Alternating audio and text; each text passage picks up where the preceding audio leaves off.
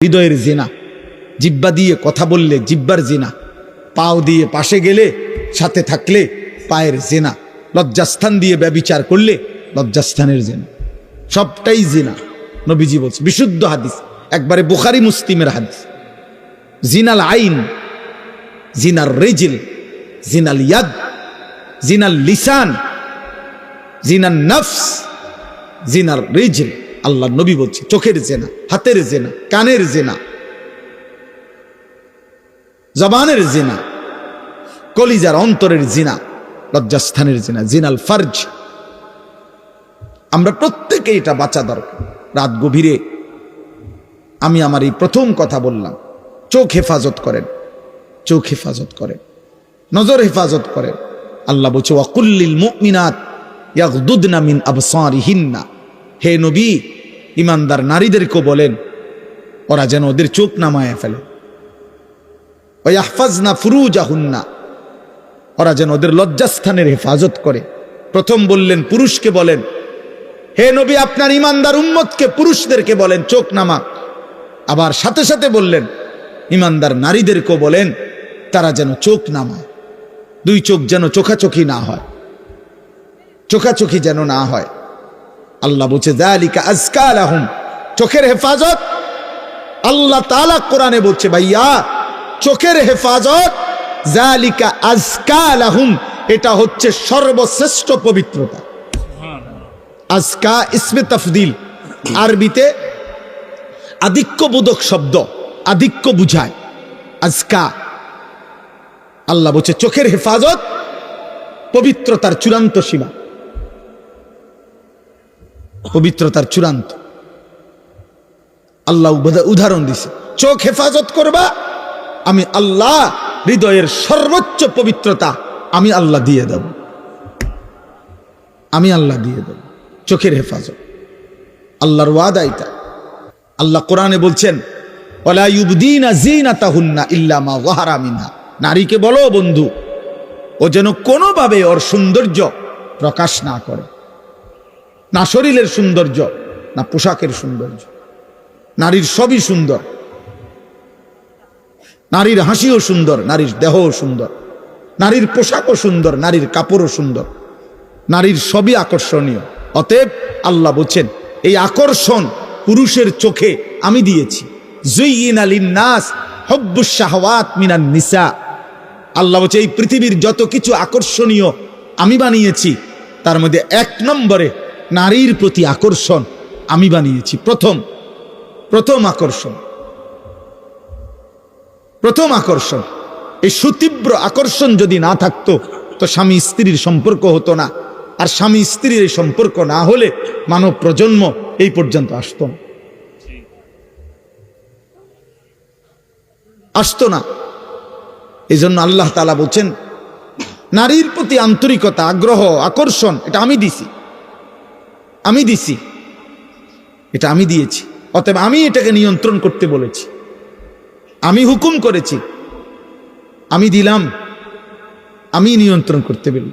একটা যুবক ভাই ভাবো তো, ইনসাফ করে যদি চোখের দৃষ্টি এমন হয়, হৃদয়ের অনুভূতি আল্লাহ এমন বানায় যে দুইজন নারী, যদি একজন আমার মা একজন আমার স্ত্রী, যদি কখনো এমন হয় আল্লাহর আযাব যে দুইজনকে বরাবর মনে হয়, দুইজনকেই মা মনে হয় অথবা দুইজনকে স্ত্রী মনে হয়, তখন কি হবে? তখন কি হবে? রব বলে বান্দা তোমার যদি বিবেক থাকে তো তুমি ভাবো তো, 1 মিনিটের ব্যবধানে 30 সেকেন্ড ভাগ করো, 2 ভাগ, 60 সেকেন্ডকে তুমি 30 সেকেন্ডে ভাগ করো, 30 সেকেন্ড মায়ের দিকে তাকাও, আমি আল্লাহ 30 সেকেন্ড মায়ের প্রতি যেই ভালোবাসা শ্রদ্ধা তোমার হৃদয়ে দেব, স্ত্রীর প্রতি সেটা না। পরের 30 সেকেন্ড স্ত্রীর মধ্যে দেখো, তার প্রতি যেই ভালোবাসা যেই চাহিদা ওটা মায়ের মধ্যে না। মাত্র 30 সেকেন্ডের ব্যবধানে আমি যে হৃদয় বদলে দিলাম, মায়ের প্রতি একরকম আগ্রহ, স্ত্রীর প্রতি ভিন্ন রকম আগ্রহ, এটা যিনি করছেন তিনি আমি আল্লাহ। আমি যদি এটা না করতাম বান্দা, কি হতো? যদি দুইজনই মা হয়ে যাইত, দুজনে যদি বিবির মতো মনে হইতো, স্ত্রী মনে হইতো, তো মায়ের ইজ্জত থাকতো কই? দুজনেই মা হইলে স্ত্রীর ভালোবাসা মিলতো কই?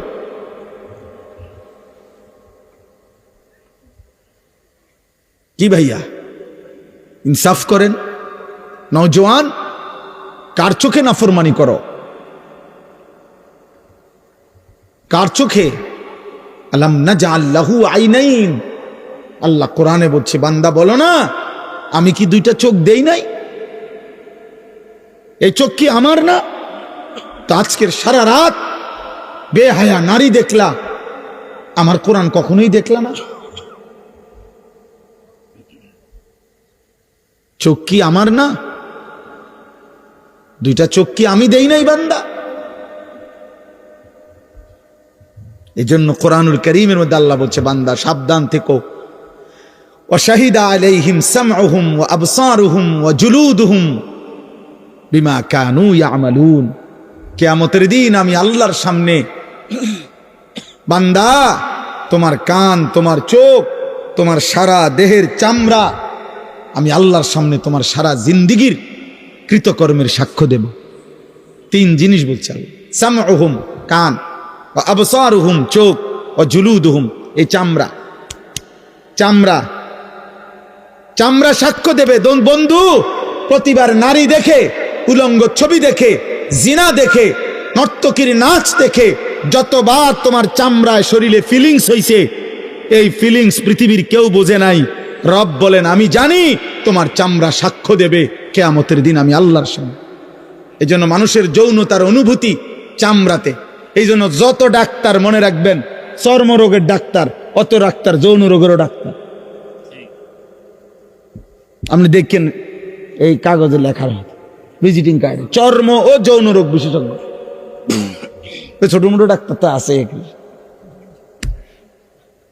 হ্যাঁ হ্যাঁ, যত ডাক্তার চর্ম ডাক্তার, অত ডাক্তার যৌন ডাক্তার। এটা এক ডিপার্টমেন্ট, এটা একই বিষয়। এজন্য চামড়ার অনুভূতি, চামড়ার ফিলিংস আল্লাহ বলছে সাক্ষী দেবে আমার সামনে। চামড়া বলবে, আল্লাহ ও এতবার, এত রাত, এত ঘন্টা, এত মিনিট, সেকেন্ড হারাম দৃশ্য দেখে দেখে, নারী দেখে দেখে তার শরীরে শিহরণ হয়েছিল। হারাম হারাম কামনা বাসনা জাগছিল, অবৈধ চাহিদা জন্ম নিছিল। আল্লাহ বলবেন, বান্দা এবার এটার বিচারও শুনে নাও। ক্বালু লিমা শাহিদতুম আলাইনা, নাফরমান বান্দা তখন বলবে, হায় আমার দেহের অঙ্গ, হায় আমার চোখ, হায় আমার কান, হায় আমার চামড়া, কেমনে পারলা আমার বিরুদ্ধে সাক্ষ্য দিতা? লিমা শাহিদতুম আলাইনা, কেন সাক্ষ্য দিলা? আমার বিরুদ্ধে কেমনে কথা বললা? হায় হায় চামড়া, কথা বলতে জানো তোমরা, এটা আগে বললা না? হে নাক, হে চোখ, হে শরীরের হাত পায়ের চামড়া, তোমরা যে কথা বলতে পারো, এটা কেন বললা না দুনিয়ায়? আমি তো জানতাম শুধু জিহ্বায় কথা বলে, এখন দেখি তোমরাও কথা কইতে আসো। বিষয়টা কি? কোরআনে আল্লাহ বলেন, সারা দেহের চামড়া বলবে, ক্বালু আনতাকানাল্লাহুল্লাযী আনতাকা কুল্লা শাই। আজ এই হাসরের ময়দানে সমস্ত সৃষ্টির যিনি জবান খুলে দিছেন, সেই রব আমাদের জবানও খুলে দিছেন। মানে কি? মানে তাফসীরের মধ্যে আছে, কসম খোদার, হাদিসে আছে, নবীজি বলছেন, হাসরের মাঠে স্বর্ণের চাকা কথা বলবে, রৌপ্যের চাকা কথা বলবে, মানুষের সম্পদ কথা বলবে। স্বর্ণের টুকরা, স্বর্ণের টুকরা ডাক দিবে স্বর্ণের চাকা। তাফসীর ইবনে কাসির আমি নিজে পড়ছি, ওয়া আখরাজাতিল আরদু আসকালাহা, এই আয়াতের তাফসীরে আছে, ইজা জুলজিলাতিল আরদু জিলজালাহা ওয়া আখরাজাতিল আরদু আসকালাহা। আল্লাহ বলছে, ইসরাফিল যখন দ্বিতীয়বার ফু দিবে, কাঁপতে কাঁপতে জমিনের নিচের সবকিছু জমিনের উপরে চলে আসবে, স্বর্ণের খনি উপরে চলে আসবে, রৌপ্যের খনি উপরে চলে আসবে, সম্পদের খনি উপরে চলে আসবে, আর সমস্ত স্বর্ণ, সমস্ত রৌপ্য, সমস্ত অর্থ, সমস্ত সম্পদ কথা বলবে, কথা কথা নবীজি বলছে ডাক দিবে আইনা সারিক, এই চোর এদিকে আয়। লিহাদা সারাকতা, চোর ডেকে বল, চোরকে ডেকে সম্পদ বলবে, এই সম্পদের জন্য তুই চুরি করছিলি বেঈমান, এখন নে, এই নে বেটা এখন নে। আইনাল কাতি, এই ডাকাত এদিকে এনা এনা, লিহাদা সারাকতা, এই সম্পদের জন্য চুরি করেছ, এদিকে এদিকে। হাদিসে এই কথা স্পষ্ট আছে, আইনা কাতি, আও।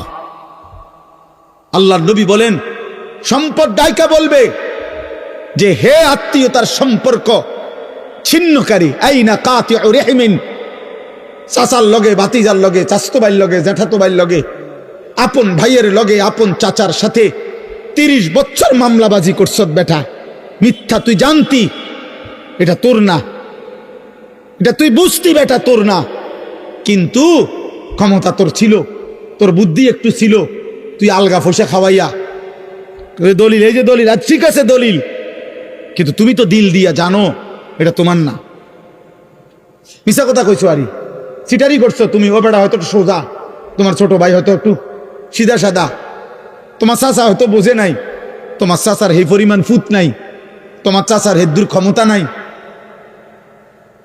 তুমি আত্মীয়তার সম্পর্ক ছিন্ন করে সম্পদ নিছ। আল্লাহর কসম, সম্পদ চিৎকার দিয়ে বলবে এই বেঈমান এদিকে, লিহাদা কাদ কাতাতা সিলাতাক, তুমি তোমার আত্মীয়তার সম্পর্ক ছিন্ন করেছিলে এই সম্পত্তির জন্য, ফাতি মিনহা, নে এন থেকে নে। ওয়াকালাল ইনসানু মা লাহা, মানুষ সব অস্থির হয়ে যাবে, বেকুব মানুষগুলো বলবে একজন আরেকজনকে, কিরে ভাই এটা কি হইল, মা লাহা কি হলো এটা, স্বর্ণ কেমনে কথা বলে, রৌপ্য কেমনে কথা বলে, টাকার বান্ডেল কেমনে কথা বলে, সব দেখি কথা বলে, বিষয়টা কি রে ভাই।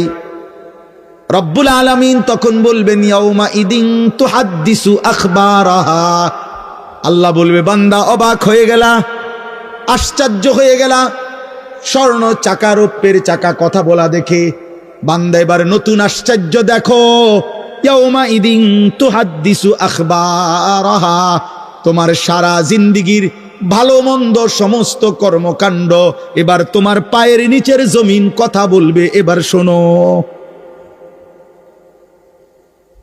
এবার শোনো তোমার জমিন কি বলে,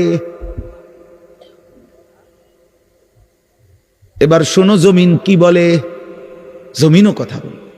ইয়াউমা ইদিন তুহাদ্দিসু আখবারাহা, জমিনের সব খবর জমিন বলে দিবে। দোস্ত, এই পৃথিবীর সব খবর জমিনের মধ্যে হেফাজত আছে, জমিনে অত্যাধুনিক স্বয়ংক্রিয় মেশিন আছে জমিনের মধ্যে। এই পৃথিবীর যত আধুনিকতা বিজ্ঞানের মাথায়টা কিন্তু রবের দেওয়া,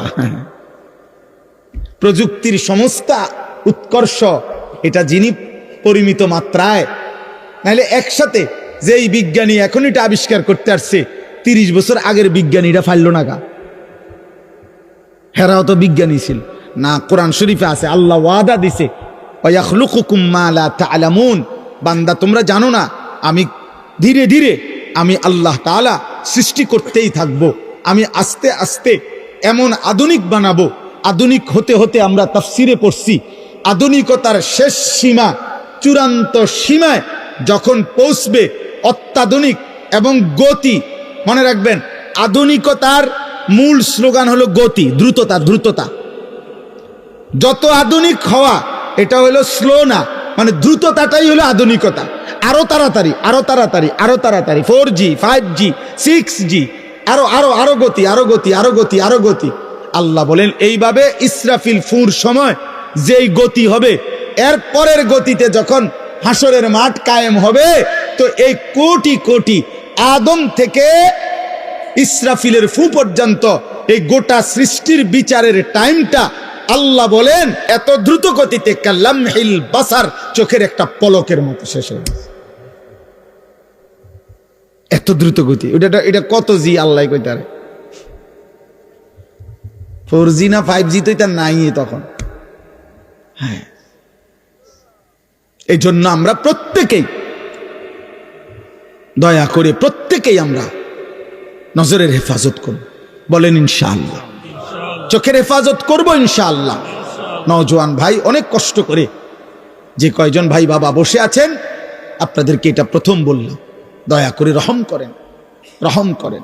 এই চোখ আল্লাহর দেওয়া, এই কোন দুর্ভাগ্য চোখ যে চোখ তার রবের কালাম কখনোই দেখল না। হায় যুবক, হায় বাবা, যে চোখ তার মালিকের কালামই পড়তে পারল না, যে জিহ্বা তার রবের কালামই পড়তে পারল না। আমার তো মনে হয় ওই জিহ্বা কথাই বলতে জানে না, ওই চোখ তো কিছুই দেখে না। আমি দুইটা কথা সব সময় আমার মনে হয়, আরে একটা হলো যেই জিহ্বা আল্লাহর কোরআন দেখে দেখেও পড়তে পারে না, আমার কাছে মনে হয় এটা কোনো জিহ্বাই না, তার কোনো জিহ্বাই নেই। আর আর আমার আরেকটা বিষয় হলো, আমার সবসময় মনে হয় যেই চোখ কাবার কালো গিলাফ দেখে নাই, মদিনার সবুজ গম্বুজ দেখে নাই, আমার মনে হয় ওই চোখ কিছুই দেখে না। ওই দেখলো কি আর জীবনে? ও মালিকের ঘরই দেখে নাই, ও বন্ধুর রওজাই দেখে নাই, ও আর জীবনে দেখলো কি? ওই চোখ দেখলো কি?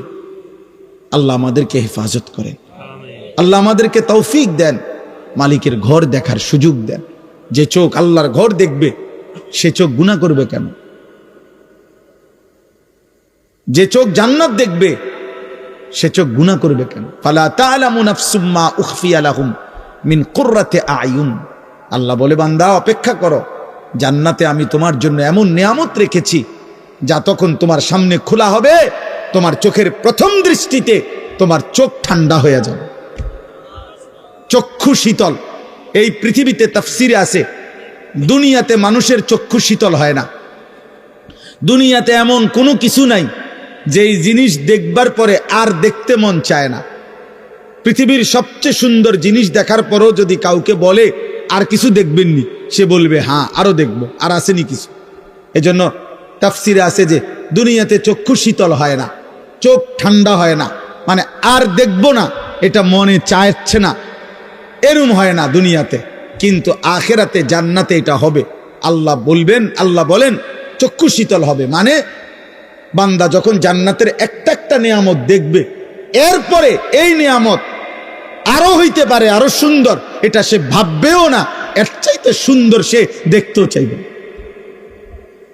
এই জন্য হাদিসের মধ্যে আছে, জান্নাতের সমস্ত নিয়ামত জান্নাতি বান্দা দেখবার পরে, উপভোগ করার পরে, লাহুম মা ইয়াশাউনা ফিহা ওয়া লাদাইনা মাজিদ, বান্দা যা চাইবে আল্লাহ তো দিবেই, আল্লাহ আবার নিজের থেকে আরো অনেক কিছু দিবে। সর্বশেষ আল্লাহ ফেরেশতাদের মাধ্যমে জিজ্ঞেস করবে, ফেরেশতারা বলো না আমার বান্দারে জিজ্ঞেস করো ও আর কিছু চাইবে কিনা, আর কিছু দেখবে কিনা, আর কিছু লাগবে কিনা। ফেরেশতারা বলবে, হে আল্লাহর প্রিয় বান্দা জান্নাতি, আপনার আর কিছু লাগবে? আপনি আর কিছু চাইবেন, আর কিছু বলবেন? সুবহানাল্লাহ। জান্নাতি বান্দা বলবে, হায় ফেরেশতা, আর বলবো কি, যা আমি চেয়েছি তাও পেলাম, যা আমি চাই নাই তাও রবের কাছ থেকে পেলাম, আর কিছু চাইতে হবে, আর কিছু চাওয়ার মতো হইতে পারে এমন ভাবনাও তো আমার মাথায় আর ধরতেছে না, আর কিছু নাই, আমি কি বলবো আর? তো ফেরেশতা বলবে, ইয়া রব, আয় মাওলা, আপনার বান্দা আর কিছুই চাচ্ছে না, ওর আর চাওয়ার মতো কিছু ধারণাও আসতেছে না, চাওয়ার মতো কিছু নাই, ও যা চাইছে তাও পাইছে, আপনার থেকে আরো অনেক কিছু পাইছে, এখন আর কিছুই চাচ্ছে না। সুবহানাল্লাহ। তাফসিরে আছে, হাদিসে আল্লাহ তাআলা বলবেন, ফেরেশতা ওয়ালাদাইনা মাজিদ, কিন্তু আমার কাছে তো আরো আছে, আমার কাছে তো আরো আছে। ফেরেশতা তখন বলবে, আল্লাহ, ফেরেশতারও মাথা ধরবে না তখন। ফেরেশতা বলবে, মাওলা, এবার তাইলে আপনার বান্দারে আপনি কি দিবেন? আপনার জান্নাতে যা ছিল তা তো দিছেনই সব, এখন কি দিবেন আর? রব্বুল আলামিন বলবেন, বান্দা ৭০,০০০ নূরের পর্দা আমার সরিয়ে দাও, আমার বান্দা এবার আমাকেই শুধু দেখবে, ও আমাকে দেখবে। আর তখন বুঝবা আমাকে দেখার মজা কি, আমাকে দেখার সুন্দর কি। এজন্য তাফসিরে আছে, বান্দা যখন আল্লাহর দিকে তাকাবে তো ৭০,০০০ বছর প্রথম দৃষ্টিতেই তাকিয়ে থাকবে ৭০,০০০ বছর, আর জান্নাতের বাকি অংশের